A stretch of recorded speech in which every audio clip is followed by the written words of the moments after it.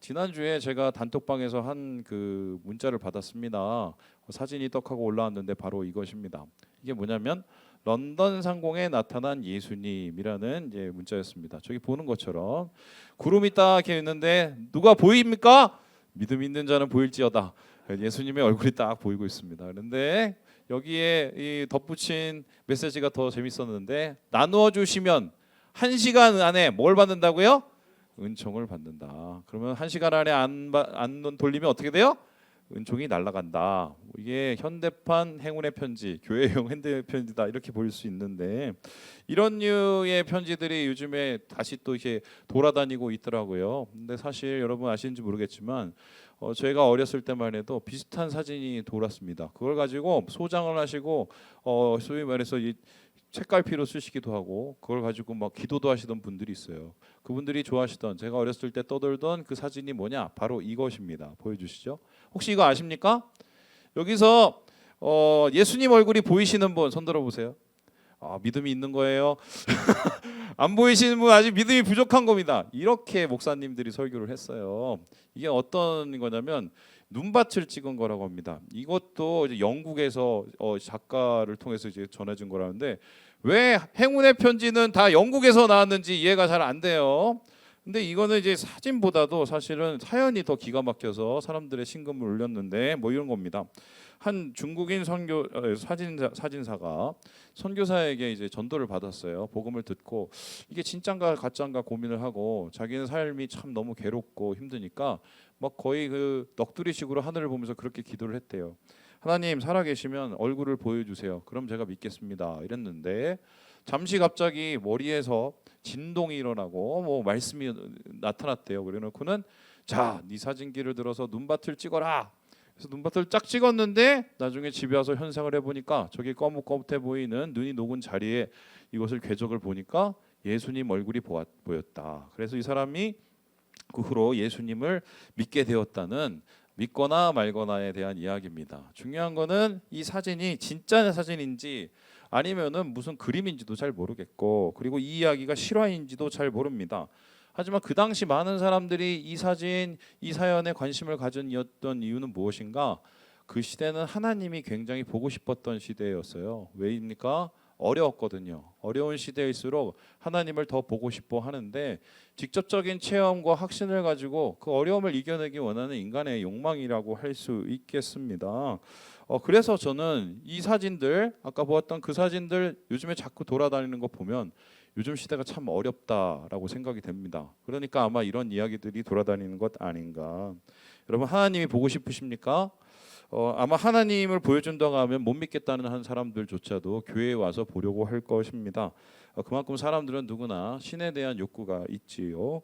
그래서 어떻게 보면 힘들 때마다 이것이 더 지나가고 보이기 때문인데요. 성경에도 하나님을 보고 싶어하는 많은 사람들이 있었습니다. 그 대표적인 사람 중에 한 사람이 누구냐면 예수님의 제자 중에 한 사람이었던 빌립이라는 사람이었어요. 빌립이 어느 날 예수님께 나와서 뜬금없는 질문을 합니다. 우리 같이 한번 읽어보도록 할까요? 요한복음 말씀을 읽어보도록 하죠. 시작. 빌립이 이르되 주여 아버지를 우리에게 보여주옵소서. 그리하면 족하겠나이다. 이거 전혀 앞뒤 문맥 안 맞고 뜬금없는 요청이었습니다. 왜 이런 질문을 했느냐? 갑자기 예수님께서 나 니네들 떠나 작별 인사를 합니다. 그리고 니네들 나 못 찾아 이러면서 예수님께서 이제 떠나시겠다고 얘기했어요. 제자들이 혼돈이 옵니다. 아이고 3년 반을 쫓아다녔고 이제 뭔가 보이기 시작하는데 예수님이 가신다면 우리는 어떻게 하나? 그때 빌립이 갑자기 마음속에 그동안 품고 있던 질문을 떡 하고 꺼내는 거예요. 이제 하나님 가신다니까, 예수님 가신다니까. 이거 여기서 해결 안 나면 난 영원히 못 볼 수도 있겠다. 그러면서 예수님 보고 하나님 아버지를 보여달라고 얘기했습니다. 그러면은 내가 견뎌볼 수 있겠다고, 만족할 수 있겠다고 이야기를 했습니다. 사실 어려울 때일수록 이러한 요구들이 더 많습니다. MZ 세대 요즘 더 그래요. 왜요? 봐야 믿는 세대고 여러분 참 인생이 잘 보이지 않기 때문에 어느 때보다 하나님을 보여달라는 요구가 많을 수 있는 시대다. 전 그렇게 생각을 하는데요. 예전에 저도 이 빌립하고 똑같이 기도를 한 적이 있었습니다. 그때 제가 하나님께 뭐라고 기도를 했냐면 하나님 진짜 저한테 한 번만 보여주세요. 살아계시다는 거 한 번만 보여주면 제가 한번 믿어보겠습니다. 제가 한번 견뎌보겠습니다. 이렇게 기도했던 적이 있어요. 진짜 진심으로. 왜 그랬느냐? 그때 제가 군대에서 얻어맞고 있었을 때입니다. 군대 딱 갔더니 군악대를 갔습니다. 대학교 다닌다고 했더니 얻어맞았습니다. 키 180 넘었다고 그랬더니 얻어맞았습니다. 눈 크다고 얻어맞았습니다. 그리고 자기 째려본다고 얻어맞았습니다. 맨날 얻어맞았어요. 얻어맞았어요. 나중에는 견딜 수가 없어서 교회라도 가려고 하니까 교회 간다고 또 얻어 때렸습니다.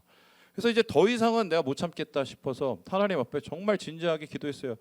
내가 한번 견뎌볼 테니까 보여주세요. 보여주세요. 그리고 나서 어떤 일이 일어났느냐? 그 다음 날이 됐습니다. 군대가 다 전체적으로 장티푸스 예방 접종을 했습니다. 그런데 우리 군악대는 예로부터 내려오는 이 예방 접종 데이 행사가 있었습니다. 예방 접종 맞고 나서 전체 집합하고 위에부터 아래까지 줄바따를 때리는 날이에요.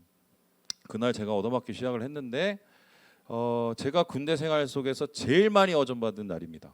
그래서 어느 정도로 얻어맞느냐? 맞다가 턱이 나갔어요. 예. 그러니까 제가 그 이후로 너무 실망한 나머지 교회를 1년 동안 안 갔습니다. 내가 그렇게 힘들어 죽겠는데 한 번만 보여달라고 했더니 보여주기는커녕 매를 보여주시네. 그래서 너무 마음이 내가 괴로워서 교회를 못 나갔던 적이 있어요. 여러분 이러한 고민들 하고 계시는 분 있죠? 정말 믿어보고 싶은데 너무 힘든데 교회를 나와서 좀 뭔가 행복해보고 싶은데 그런 마음이 있으신 분들 오늘 잘 오셨어요. 힘든 삶 사시는 분, 예수 믿는 것 힘겹게 느껴지시는 분, 확신이 필요하신 분, 정말 하나님 보고 싶은 분들 오늘 말씀에 그 대답이 나오고 있기 때문인데요. 이 본문은 우리에게 하나님을 볼 수 있을까에 대한 질문에 세 가지로 대답을 하고 있어요. 우리 첫 번째 같이 한번 읽어볼 수 있을까요? 시작! 하나님을 본 사람은 없다. 하나님 정말 볼 수 있을까? 여기에 대해서 요한은 단호하게 이때껏 지구 역사상 하나님을 직접 본 사람은 없다라고 말을 하고 있는데요. 우리 함께 12절의 말씀을 같이 한번 읽어보도록 하겠습니다. 시작! 어느 때나 하나님을 본 사람이 없으되 만일 우리가 서로 사랑하면 하나님이 우리 안에 거하시고 그의 사랑이 우리 안에 온전히 이루어지느니라. 이 당시에 하나님 보았다고 하는 사람들이 많았기 때문에 요한이 딱 잘라서 하나님 직접 본 사람 없다고 얘기를 했습니다. 그 사람들의 대표적인 사람들이 영지주의자들이었어요. 영지주의자들이 무슨 얘기를 했냐면요. 우리는 영혼이 한마디로 유체 이탈을 해서 천국 갔다 왔다고 천국 여행에 대한 이야기를 많이 했습니다. 그러면서 거기에서 하나님을 만나고 하나님으로부터 깊은 계시의 말씀을 들었기 때문에 그것을 너희한테 가르쳐주면 너희도 그런 계시의 이 절정에 이를 수 있다. 뭐 이런 뻥을 치고 다니시던 사람들이 있었습니다. 그래서 이러한 모습을 알기 때문에 요한은 짝 잘라서 얘기했어요. 하나님 볼 수 있냐고? 이때까지 본 사람 없는데 라고 이야기를 합니다. 이런 주장 지금도 간간히 나타나는데요. 그래서 천국에 갔다 왔다는 등 천국에 아파트가 있다는 등 아니면 내가 무슨 능력을 해갖고 홀리 플레이스, 화이트 플레이스 갔다 왔다는 등 여러분 요한이 이미 여기에서 그냥 딱 잘라 얘기합니다. 하나님 직접 본 사람 있다 없다? 없어요. 그래서 하나님은 보는 게 아니라 정확하게 말하면 듣는 겁니다. 왜 하나님께서 말씀을 주셨겠습니까? 보는 것이 아니라 우리는 듣는 것으로 믿기 때문인데요. 그렇다면은 정말 하나님을 본 사람이 없었을까? 인류 역사를 쫓아 가보고 성경을 쫓아 가보면 제일 하나님 가까이에 가서 하나님을 본 사람이 있었습니다. 그 사람이 누구냐? 모세라는 사람이었습니다. 모세는 하나님의 훌륭한 선지자고 출애굽을 일으킨 사람입니다. 그가 가장 힘들 때가 있었어요. 이스라엘 백성들 시내산에 몰아놨더니 죄짓고 40일 만에 부패해서 하나님이 죽일 수밖에 없는 그 상황. 하나님 바지가랑이 붙잡고 떠나지 말라고 간청을 합니다. 하나님께서 마음을 진정하셨어요. 그리고 나서는 모세가 뭐라고 요구했느냐? 하나님 못 믿겠으니까 하나님 영광 한번 보여주시면 제가 안심하겠습니다 라고 질문했습니다. 그리고는 하나님께서 그래? 그럼 반석 위에서 바위 위에 세우셨어요. 바위 틈으로 보게 하십니다. 그때 모세가 본 게 뭐냐? 이게 인류가 본 최초의 그리고 최후의 하나님의 모습이다. 이걸 그림으로 그렸어요. 한번 보여주시죠. 자, 지금 모세가 보고 있는 게 뭡니까? 저기 희멀겋게 가시는 분이 있어요. 뭘 보고 있습니까? 하나님 등짝. 인류가 본 하나님의 유일한 모습은 하나님의 뭐다? 등짝이었다. 정확하게 말하면 뒤통수를 본 거예요. 그것도 그냥 본 게 아니라 하나님께서 이렇게 손으로 이렇게 가렸습니다. 이게 인류가 할 수 있는 최고의 하나님하고의 접근 방법이었어요. 그 후에 어떤 일이 일어났느냐? 모세가 내려왔어요. 그리고는 사람들이 모세를 반겼는데 모세의 얼굴을 보지도 못합니다. 왜 못한가요? 얼굴에서 광채가 나서 그 사람을 너무 밝아서 보지를 못하는 거예요. 그러니까 사람들이 모세의 얼굴에 수건을 가렸습니다. 못 보니까. 인간이 이런 존재예요. 하나님 등짝 본 사람 얼굴도 못 보는 존재가 인간입니다. 왜 그럴까? 우리가 죄가 많아서, 죄가 많으면은 죄는 징벌을 받게 되거든요. 근데 하나님은 거룩이에요. 죄 없으신 분이에요. 하나님 불이에요. 우리가 하나님 앞에 가면 그 불을 만나요. 우리 죄 때문에 다 타 죽습니다.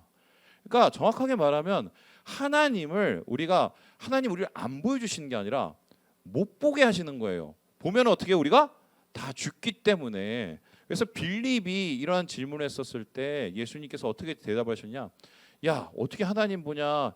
등다리 긁는 소리 하지 마. 그냥 나를 보고 하나님을 봐라. 실제적으로 우리가 하나님을 볼 수 있는 방법은 하나님의 아들이신 예수님을 통해서 하나님을 볼 수밖에 없다. 이게 성경에서 말하는 거고요. 하나님 직접 본다는 건 불가능하다고 얘기합니다. 그럼 얘기 끝났네. 하나님 못 보면은 그럼 교회 와서 예배는 왜 드리는 거야? 이런 고민을 할 수 있죠. 그런데 여기에 대해서 요한은 두 번째의 대답을 이어나가고 있어요. 우리 같이 한번 읽어보도록 하겠습니다. 시작. 사랑하면 하나님을 볼 수 있다. 우리가 하나님을 직접 볼 수는 없어요. 직접 보면 죽으니까. 그런데 하나님을 우회적으로 볼 수 있습니다. 좀 표현을 좀 상징적으로 해보면 하나님의 그림자를 볼 수 있다고 얘기합니다. 그 하나님의 그림자를 보는 방법이 뭐냐? 여기에 대해서 사랑하면 볼 수 있다고 얘기하는데요. 우리 함께 16절의 말씀을 같이 한번 읽어보도록 하겠습니다. 시작.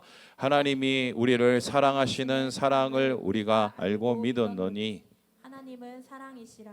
사랑 안에 거하는 자는 하나님 안에 거하고 하나님도 그의 안에 거하시느니라. 지금 하나님을 볼 수 있는 방법이 뭐라고요? 사랑을 할 때 하나님을 볼 수 있다고 얘기합니다. 왜 그럴까요? 여러분, 하나님은 거룩이시도 하지만 하나님의 또 다른 이름이 사랑이세요. 특별히 사랑은요, 하나님이 인간을 대하는 방식입니다. 그래서 우리가 거룩의 하나님을 볼 수는 없지만 사랑의 하나님으로 긍휼을 통해서 하나님을 볼 수 있게 되는데요. 우리가 예수를 믿는다는 것은 우리가 예수를 보고 예수로 거듭나서 내 안에 성령이 임하는 것입니다.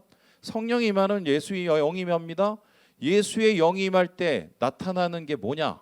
많은 사람들은 뭐 은사를 얘기하죠. 방언하고 통변하고 뭐 여러 가지 예언하고 신유하고. 아니에요. 여기에 대해서 바울은 뭐라고 얘기하냐면 고린도전서 13장에서 사랑이 바로 성령의 가장 강력한 표현이고 열매라고 이야기를 하고 있어요. 그래서 예수 믿은 사람은 성령이 있고 성령이 있는 사람은 하나님이 있습니다. 그리고 하나님이 있는 사람은 사랑이 있어요.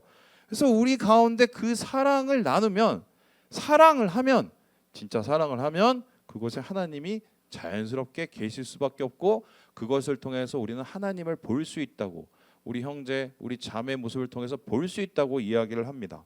그런데 이런 얘기를 하시면 부정적으로 생각하시는 분이 있어요. 목사님, 사랑을 한다고 해도 다 사랑한다고 다 하나님을 보지 못할 수가 있잖아요 라고 얘기했습니다. 맞죠? 대표적인 게 바로 이게 아닐까. 여러분 이거 아시죠? 지난 5월 말이었죠.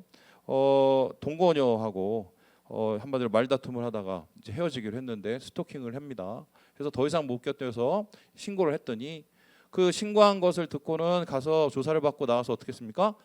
가서 때려서 찔러 죽여요. 여러분 이게 스토킹이에요. 예, 스토킹. 그리고 데이트 폭력. 여러분 이거 아신지 모르겠지만 우리 작년보다 올해가 데이트 폭력이 35%가 늘었습니다. 20대 잘 들어. 또 소리 지르네. 20대 수도권. 예, 조심하셔야 돼요. 남자들. 자, 20대 수도권 딱 보이지? 조심하셔야 돼. 이게 지금 돼. 근데 재밌는 게 왜 죽였냐 물어보죠. 사랑해서 그랬다고 합니다. 사랑하면 하나님이 보이는 건데 사랑하면 죽음이 보입니까? 이거 도대체 어떻게 된 영문인가? 여기에 대해서 고민을 했던 학자가 있어요. 이 4세기에 이 기독교 신학의 대부라고 할 수 있는 어거스틴이라는 사람이 있는데 이분이 사랑을 두 가지 종류로 나눠요. 그래서 진짜 사랑과 가짜 사랑을 나누고 진짜 사랑이야 하나님 보이고 가짜 사랑하면 하나님이 아니라 죽음이 보인다고 얘기를 했는데 여기에 대해서 안더슨 니그렌이라는 이 스웨덴 신학자가 정리를 해놨어요. 우리 같이 한번 읽어보도록 하지요. 읽어보겠습니다. 시작. 카리타스는 위쪽으로 향하는 사랑이다. 쿠피디타스는 아래쪽으로 향하는 사랑이다. 카리타스는 하나님에 대한 사랑이며 쿠피디타스는 세상에 대한 사랑이다. 카리타스는 영원한 것을 위한 사랑이고 쿠피디타스는 일시적인 것을 위한 사랑이다. 사랑이 대조적인 경로를 택할 수 있는 이유는 인간이 그 본성상 영적이면서 육적인 존재이기 때문이다. 뭐 타스 막 이러죠. 예, 뭐 과자 이름도 생각나고. 근데 중요한 거는 이게 굉장히 달라요. 카리타스는 은혜로운 사랑을 뜻하고 쿠쿠다스는 에로스, 그러니까 우리의 인간적인 육적인 사랑을 뜻합니다. 보통 우리가 하나님의 사랑이라고 하냐면 어떤 거냐면 카리타스를 의미해요. 근데 카리타스는 어떤 사랑이냐? 세 가지 특징이 있어요. 먼저 사랑하는 사랑입니다. 여러분, 하나님이 우리를 먼저 사랑하셨습니다. 먼저 사랑하셨다는 것은 무엇입니까? 따지지도 묻지도 않고 사랑하셨다는 겁니다. 우리는 요즘에 사람을 어떻게 사랑합니까? 이것저것 다 따지고 네가 나한테 뭐 해주는지 보고 네가 나한테 득이 되는지 나쁜지 보고 그리고 나서 사랑을 합니다. 그런데 하나님은 그렇게 우리를 사랑하지 않았어요. 이유가 뭘까요? 그렇게 사랑하기로 다 따지기 시작하면 하나님의 사랑을 받을 사람이 이 세상에 한 명도 없기 때문이다. 그래서 하나님의 이 카리타스는 우리를 향해서 먼저 사랑을 해요. 두 번째, 하나님의 사랑은 어떤 사랑입니까? 이 카리타스는 무조건 사랑입니다. 하나님께서 우리를 사랑하실 때 무조건 사랑하셨습니다. 조건과 자격을 따라서 사랑하신 게 아니에요. 나는 키 180 이상의 남자를 좋아할 거야. 나는 눈이 커야 돼. 나는 성격이 MBTI가 뭐여야 돼. 이런 거 안 따지고 하나님께서 사랑하셨습니다. 그래서 하나님의 사랑이 영원한 이유는 하나님은 우리를 아가페로 무조건 사랑하신 사랑. 세상의 사랑은 안 그렇죠? 조건적입니다. 조건이 닿으면 끝나버립니다. 그래서 세상의 사랑은 어떤 사랑이냐? 자기만 생각하는 사랑, 이기적인 사랑, 일시적인 사랑이에요. 그래서 하나님의 사랑은 영원합니다. 끝까지 포기를 안 합니다. 제자들 끝까지 포기했나요? 포기 안 했어요. 이스라엘 백성 끝까지 포기했나요? 포기 안 했습니다. 근데 세상의 사랑은 그렇지 않죠. 카리타스는 포기하지 않는 사랑인데 여기서 나타나, 저도 잘 못 읽어요. 예, 쿠피디타스 사랑은 이거는 그냥 꿀리는 대로 사랑하다가 지가 아니면 그냥 땡치는 거예요. 그러면 이게 어떤 일이 일어나느냐? 나중에 이 카리타스 사랑은 사랑을 하면 할수록 올라갑니다. 하나님께 가까워져요. 반면에 이 육적인 사랑은 탐욕과 이기심에 쩔어서 나중에 낮아지고 낮아져요. 그리고 어떻게 합니까? 죽음으로 끝나버리는 거예요. 그래서 이 어거스틴은 두 가지 사랑을 구별할 줄 알아야 된다고 생각합니다. 심지어는 교회 안에서도 사랑을 한다고 얘기하면서 이게 똥인지 된장인지도 모르는 사람들이 많다. 내가 하고 있는 게 나를 위해서 이기적인 탐욕적으로 사랑하는 건지 아니면 정말 카리타스의 사랑을 하는 건지 구별을 못할 수가 있다. 남 생각하지 마세요. 내 자신 한번 생각을 해볼 때 이런 문제가 생기는데, 중요한 거는 이 육적인 사랑을, 탐욕의 사랑을 계속하면 할수록 어떻게냐? 더 갈증이 생깁니다. 뿐만 아니라 이 사랑을 하면 할수록 사람이 더 나빠져요. 관계가. 그래서 예수를 믿는다는 것은 주님 안에서 이러한 숭고한 사랑을 한다는 것이고 주님처럼 사랑을 한다는 것이고 주님처럼 사랑을 하면은 당연히 거기서 주님을 볼 수 있다고 성경이 이야기하고 있습니다. 그래서 여러분을 한번 점검을 보세요. 나는 지금 교회 안에서 혹은 주변에 있는 사람 속과의 관계 속에서 어떤 사랑을 하고 있나? 진짜 사랑은 주님을 볼 수 있는 사랑이라고 분명히 이야기하고 있어요. 그래서 오늘 본문은 분명히 세 번째 결론에 도착하게 되는데요. 하나님을 볼 수 있을까에 대한 질문을 이렇게 설명을 하고 있습니다. 우리 같이 한번 읽어보도록 하겠습니다. 시작. 교회는 하나님을 보는 것이다. 이 얘기예요, 결국. 그럼 교회란 뭐냐? 믿는 사람들이 모였습니다. 성령을 가진 사람들이 모였습니다. 그러면 성령을 가진 사람은 사랑의 열매를 맺습니다. 그럼 사랑의 열매를 맺는 사람이 많으면 세상에서 제일 많이 하나님을 볼 수 있는 곳이 어디냐? 어디라고요? 여기예요. 여기가 오면 하나님을 제일 많이 볼 수 있는 곳이 되어야 한다. 그래서 요한일서 2장에 이렇게 얘기하는데요. 우리 같이 한번 읽어보도록 하겠습니다. 시작. 자녀들아 이제 그의 안에 거하라. 이는 주께서 나타나신 바 되면 그가 강림하실 때에 우리로 담대함을 얻어 그 앞에서 부끄럽지 않게 하려 함이라. 그러니까 하나님께서 교회를 왜 만드셨냐?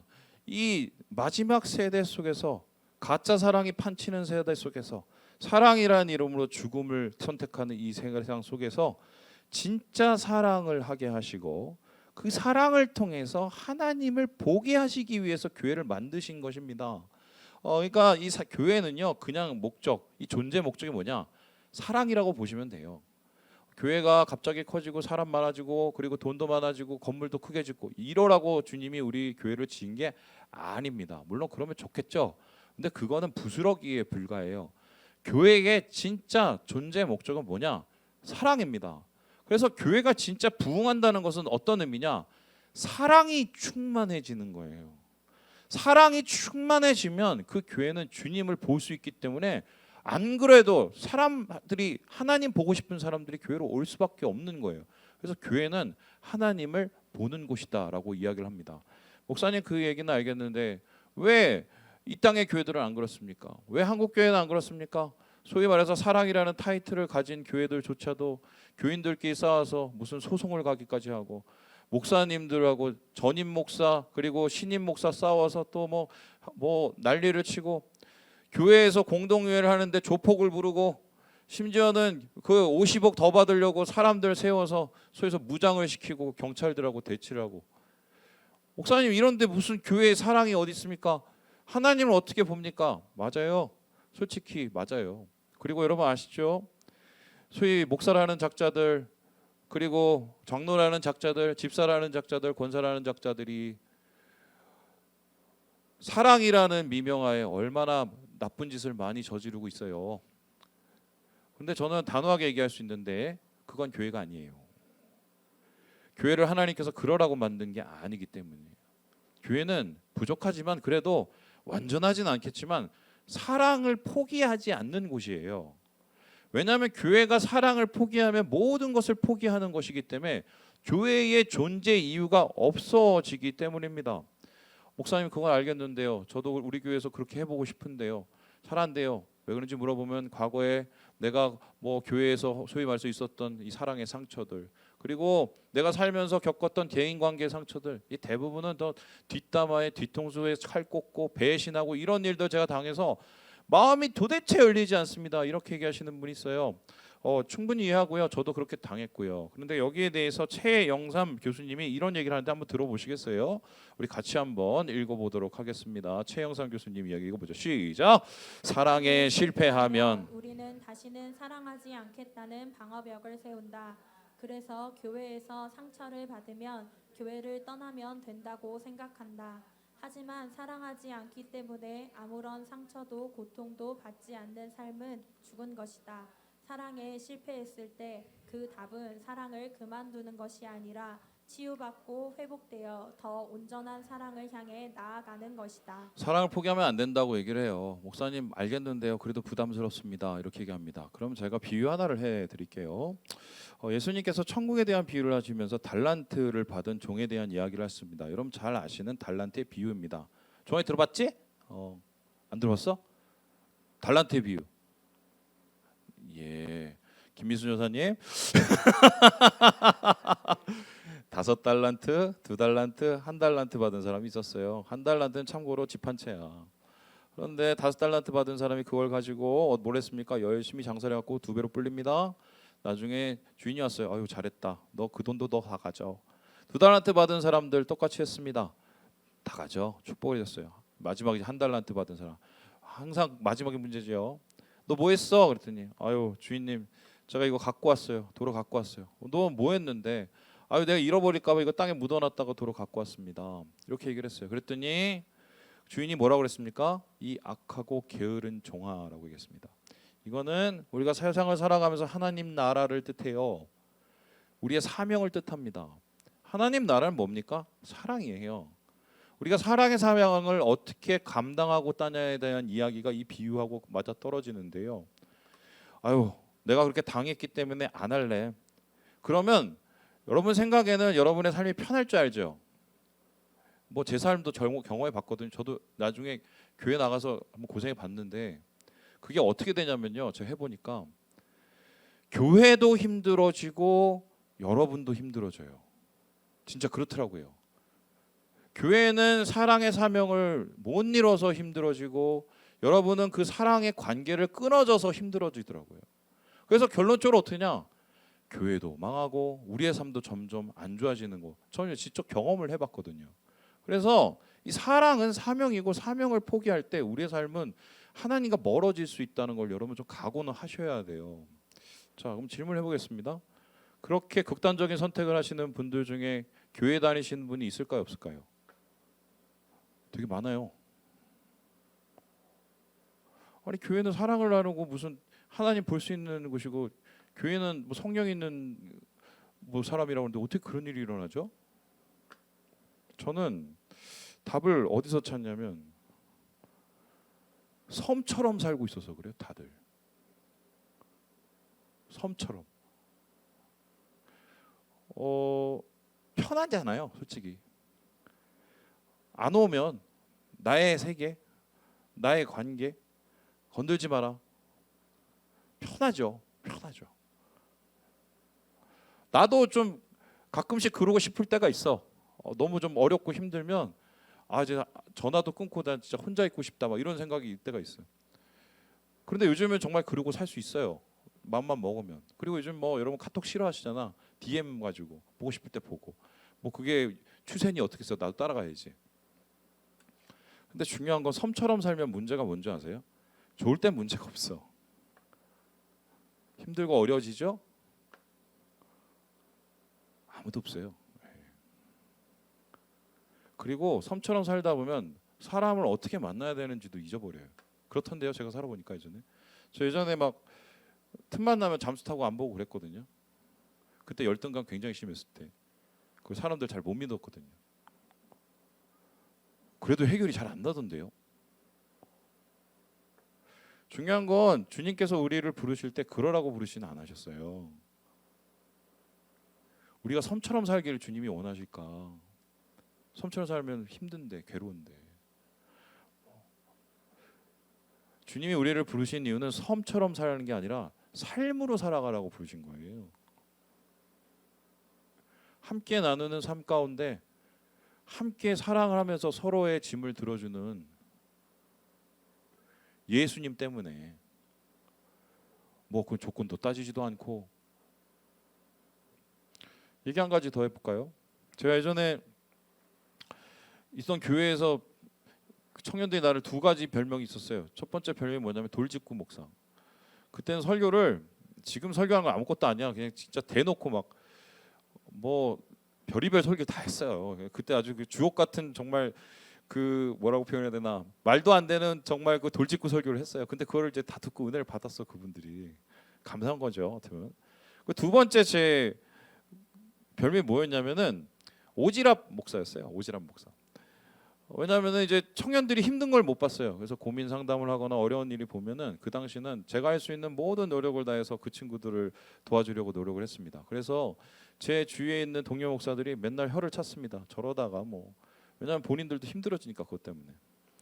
근데 한 놈이 이제 제 레이더에 걸렸어요. 어떤 놈이냐? 틈만 나면 돈 사고를 치는 놈이야. 이 놈이 20대 초반이었어요. 근데 그때 이미 한 3번을 돈 사고를 크게 쳐잡고 그 집에 아주 난리가 나고 주변에 있는 관계도 다 끊어지고. 근데 얘가 예수 믿겠다고 나오는 거예요. 그래서 내가 걔를 붙잡고 물었어요. 누구야? 넌 정말 변하고 싶으냐? 그랬더니 자기 그러고 싶대. 새로워지고 싶대. 그래? 그럼 내가 도와줄게. 그러면서 걔를 붙잡고 제가 뭐라고 그랬냐? 너 한 달 동안 나랑 점심을 먹자. 그리고 어떤 일이 일어나는지 한번 보자. 그래서 제가 한 달 동안 걔를 관리하기 시작했습니다. 목사가 모든 스케줄을 관리하고 그리고 돈 관계 다 얘기해. 그리고 처리해주고 제 돈도 보태고. 그래서 얘가 좀 점점 좋아지더라고요. 보람이 느껴졌어. 그런데 소리 질렀어? 20일이 좀 지났어. 이놈의 새끼가 안 보여요. 어디 갔지? 어디 갔지? 이상해서 주위에 전화를 해봤더니 또 돈 사고 치고 튄 거야 이 새끼가. 죄송해요. 예. 제가 하나님 앞에 기도를 했습니다. 간절히 주님 이놈을 잡게 해주십시오. 도대체 어디에 가 있습니까? 진짜 간절히 기도하는데 하나님께서 갑자기 중앙대로 가라. 진짜 뭐 말씀을 하신 건 아닌데 거기에 가야 될 것 같은 마음을 막 주신 거야. 그래갖고 제가 막 차를 타고 중앙대 갔는데 아니라도 할까 거기 빵집에 그놈 새끼가 있는 거야. 딱 잡았고 내가 놀러 와. 너 도대체 어떻게 된 거야? 그랬더니 이놈이 도망가는 걸 내가 잡아갖고 얘기를 하고 가만히 있어요. 또 사고 친 거야. 또 너 이번엔 안 돼. 네가 저지른 대가를 네가 직접 해결해야 돼. 그러라고 뭐냐? 걔네 어머니를 불렀어요. 권사님이셨거든요. 교회에 3대째 교회를 다니시는 분이에요. 어머니 부르고 형님 부르고 얘 부르고 야 여기서 다 고백하고 회개해 이렇게 했어요. 그래서 걔가 무슨 짓을 거리를 했는지 막 얘기를 하려고 하는데 이제 소위 말해서 분위기가 되게 무거워진 거야. 그리고 나서는 이제 이 문제가 커져가니까 갑자기 그 친구 어머니가 저를 개인적으로 보자는 거예요. 그래서 그리고 걔를 거기다 놔두고 그 권사님을 개인적으로 봤어요. 그랬더니 권사님 저한테 뭐라고 그러셨냐? 목사님 여기서 그냥 덮죠? 더 이상 문제를 키우기가 싫으셨던 거지. 그래서 제가 그랬어요. 이거 여기서 해결 안 하면은 더 나빠질 텐데요. 그래도 목사님 여기서 덮죠? 그래서 뭐 부모가 그렇다는 걸 어떻게 제가 더 이상 할 수 없어서 손을 뗐어. 근데 그게 어떻게 됐느냐? 더 나빠졌어요. 그리고 거기서 끝난 게 아니야. 나는 어떤 목사가 됐냐? 괜히 남의 집안을 풍파를 일으킨 그렇고 그런 목사가 됐어요. 얘기가 어디서 나왔을지는 대충 이해하시겠죠? 속이 너무 상해서 그래서 내 딴에는 좀 방법은 안 좋았을 수 있어. 좀 이렇게 너무 뭐라고 표현하나 거칠었을 수 있으니까. 그래서 기도를 하나님 앞에 호소를 하면서 기도를 했어요. 하나님, 저는 잘해보려고 그랬는데 이놈의 자식 어떡합니까 얘 이거 이러다가 또 반복되고 인생 망가지는데 어떡합니까 하나님. 기도를 하는데 하나님 앞에 그렇게 질문해서 하나님 이제 이런 일을 하지 말아야 될까요? 제가 마음이 너무 상해서. 근데 제가 그때 알게 된 거 사실이 방법은 좀 거칠었을지 모르겠지만 하나님이 그만두라고 하지는 않으시더라고요. 왜 그런지 생각을 해봤어. 이유는 단 하나. 그렇게라도 사랑을 안 포기했으면 좋겠는 게 주님 마음이었던 거야. 좀 어설퍼도 좀 거칠어도 그래도 사랑해 보려는 그런 마음. 그거 있잖아요. 주님이 그거를 사랑하시는 거야. 그걸 통해서 하나님을 볼 수 있기니까. 말씀을 마칩니다. 섬처럼 살지 마세요. 그 끝이 안 좋다니까 진짜. 내가 살아봐서 알아요. 우리는 삶으로 사는 사람들이에요. 주님 안에서 하나님을 볼 수 있는 교회를 우리 함께 만들었으면 좋겠어요. 그렇게 우리 가운데 정말 사랑이 넘치고 하나님 계시면 교회가 부흥을 안 하겠어요? 여러분을 통해서 하실 일들이 많은데 주님 안에서 그런 소망을 가지시고 하나님 안에서 삶을 함께 나누시며 주의 사랑을 이루시는 우리 사랑하는 어웨이커스 되시길 주님의 이름으로 축원합니다.